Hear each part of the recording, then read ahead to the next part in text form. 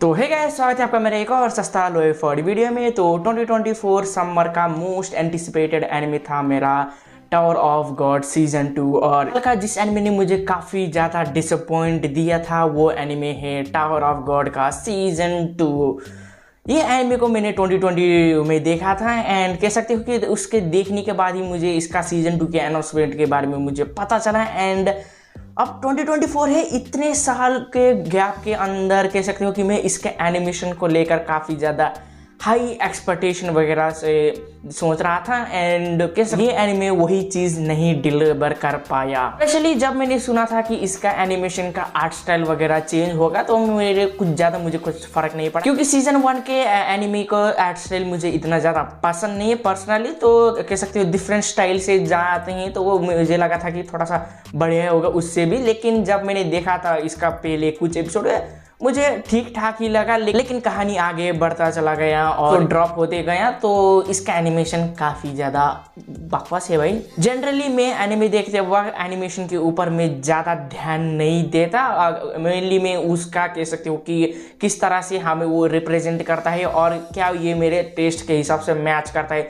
भले एनिमेशन कितना ही ख़राब होगा, लेकिन अगर वो मेरे टेस्ट के हिसाब से मैच करता है तो मैं उस एनिमे को ज़रूर देखूंगा। भले ट्रैश से ट्रैश एनिमे होगा तो भी मैं देखूंगा। एंड एनिमे होता है जिसको मैं कह सकती हूँ कि उसका एनिमेशन ही की पॉइंट है मुझे देखने के लिए। मेरे हिसाब से टावर ऑफ गॉड का मानवा एक वन पीस जैसा है कोरियन मानवा का। मेरा पर्सनली ये मेरा खुद का एक ओपिनियन है, ऐसा मानकर चल रहा हूँ। भले इसका मानवा मेरा टॉप फेवरेट लिस्ट पर नहीं है, लेकिन प्रीटी मच इसका मानवा काफ़ी ज़्यादा बढ़िया है। और जहाँ पर सीजन 2 की शुरुआत हुई तो सीजन 2 में हमें दिखाई जाता है कि हमारा प्रोटैगनिस्ट वेल अब एक कह सकते हो कि वेंजेंस पाथ पर निकल चुका है। अगर मैं मानवा में नहीं पढ़ा या फिर कह सकते हो कि सिर्फ एनिमे देखता तो मैं सोचता कि इन 4 साल में मैं अपना खुद का थ्योरी बना था कि वॉयल अपना रिवेंज पाथ पर निकलेगा उस लड़की को मारने के लिए। ऐसा सोचकर मैंने कह सकते हो कि पूरा अपने दिमाग में इस तरह का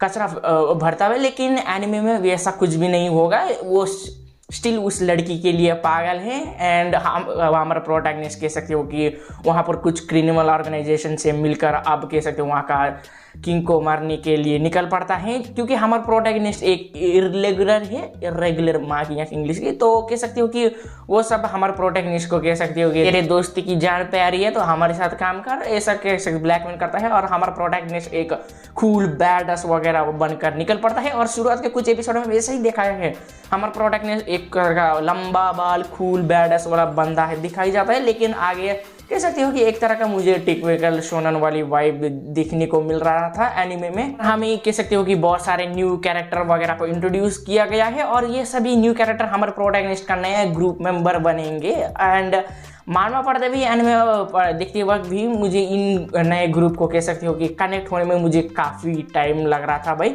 मैं कह सकते हो पहले ग्रुप जितना आसानी से मैं कनेक्ट नहीं हो पा रहा था इन ग्रुप से। भले इसका मानवा मैंने काफ़ी वक्त पहले पढ़ा है तो मुझे कुछ ज़्यादा याद भी नहीं है इसके मानवा के ऊपर में। और एनिमे का ओपनिंग सॉन्ग ने डिसअपॉइंट भी बिल्कुल भी नहीं किया। इसके जैसे इसका सीजन 1 का ओपनिंग सॉन्ग था काफ़ी बढ़िया, वैसा ही है। फिलहाल तो इसका सीजन 2 का सेकंड कोर का फर्स्ट एपिसोड भी ड्रॉप हो चुका है, क्योंकि पहले वाले सॉन्ग से कंपेयर करें तो सेकंड हाफ वाला ओपनिंग सॉन्ग काफ़ी ज़्यादा बढ़िया है। इस एनिमे का कह सकते हो one of the best plus point था इसका ओपनिंग सॉन्ग। भाई जो भी कह लो एनिमे का एनिमेशन डाउनग्रेड या फिर पेसिंग का थोड़ा सा इशू हो, लेकिन सॉन्ग ने बिल्कुल भी डिसअपॉइंट नहीं किया। और इसका मेन डिसअपॉइंट था इसका एनिमेशन, और एनिमेशन सचमुच में काफ़ी डिसअपॉइंट है। कोई मांगा या फिर मानवा में कुछ ज़्यादा ही फाइटिंग वगैरह है और उसमें सिर्फ फाइट से कह सकते हो उसका एक तरह का मेन प्लस पॉइंट है। और उसमें कुछ एनिमे बनाने वाले हो तो और इस तरह का एनिमे बना देते हो ये काफ़ी सारा डिसअपॉइंट होगा, क्योंकि इसमें लिटरली कुछ जगह पर फाइट सीन को ढंग से एनिमेट वगैरह भी नहीं किया। उस सीन को कह सकते हो देख कर कह सकते हो कि स्पेशली इसका 10वां एपिसोड जहाँ पर एनिमेशन ने बहुत आगा था, और लिटरली उस 10वां एपिसोड को देखते वक्त मुझे कह सकते हो कि सस्ता लोए फॉट वाला हेंताई का याद आ रहा है, जहाँ पर कह सकते हो कि पिक्चर्स को वगैरह को कह सकते हो कि कलर लगाकर बैकग्राउंड में म्यूजिक वगैरह डालकर ऐसा शेक कर रहे हो, उस तरह का मुझे फील हुआ।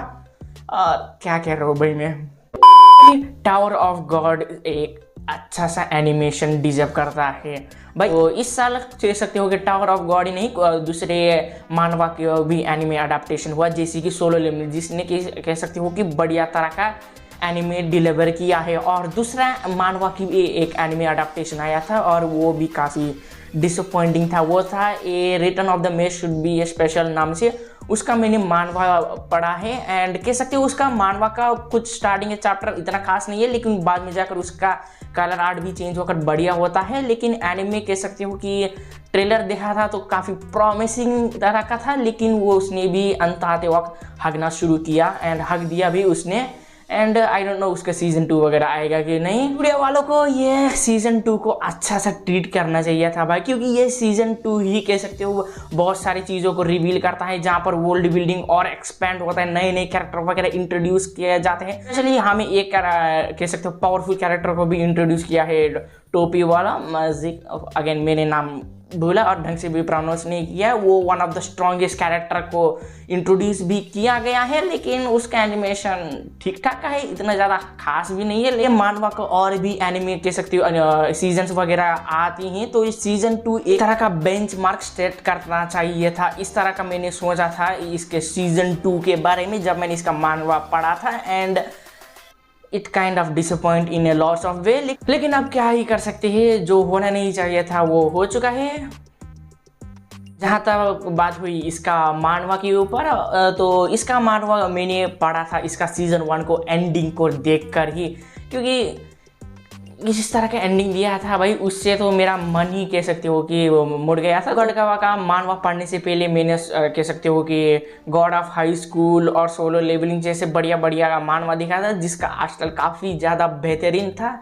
एंड टावर ऑफ गॉड का मानवा का आर्ट स्टाइल में उसी तरह का टॉप नच नहीं कहना चाहूँगा, स्पेशली इसका कह सकते हो जिस तरह का मुझे पसंद है आर्ट स्टाइल, यानी solo levelling, gold after fallen में हाई तरह का क्वालिटी वाला आर्ट स्टाइल ज़्यादा प्रीफर करता हूँ। अब आजकल भी मानवा पढ़ते वक्त मैं उस तरह का मानवा आर्ट स्टाइल आपको इसके मानवा में देखने को मिलेगा नहीं। लगभग 500 एपिसोड तक इस तरह का आर्ट स्टाइल आपको देखने को नहीं मिलता, और कह सकते हो 550 चैप्टर्स आकर इसका आर्ट स्टाइल में काफ़ी ज़्यादा ड्रास्टिकली चेंज होता है, और 600 चैप्टर आते वक्त इसका मानवा का आर्ट स्टाइल पूरी तरह से नेक्स्ट लेवल तक हो जाता है भाई। मेरा एक ही रीज़न था इस मानवा को देखने पर, प्रोटैगनिस्ट जाकर रेचल को कूट डाले। इतना ज़्यादा नफरत है रेचल से मुझे, और मैं जब मैंने एक्सपेक्टेशन भी बनाया था भाई जब प्रोटैगनिस्ट रेचल से मिलेगा तो उसे कुत्ते की धूम की तरह पीटेगा, इस तरह का ऐसा सोचा था। जब प्रोटैगनिस्ट और बंदी से मिलता है तो प्रोटैगनिस्ट कुछ भी नहीं करता।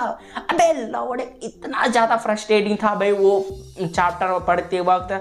मैंने अपना फ़ोन बेड पर कह सकते हो फेंक दिया था, अगर पैसा होता तो भाई तोड़ भी दे लेता। मैं भावना में ज़्यादा ना बहते हुए वीडियो को यहीं पर एंड करना चाहूँगा।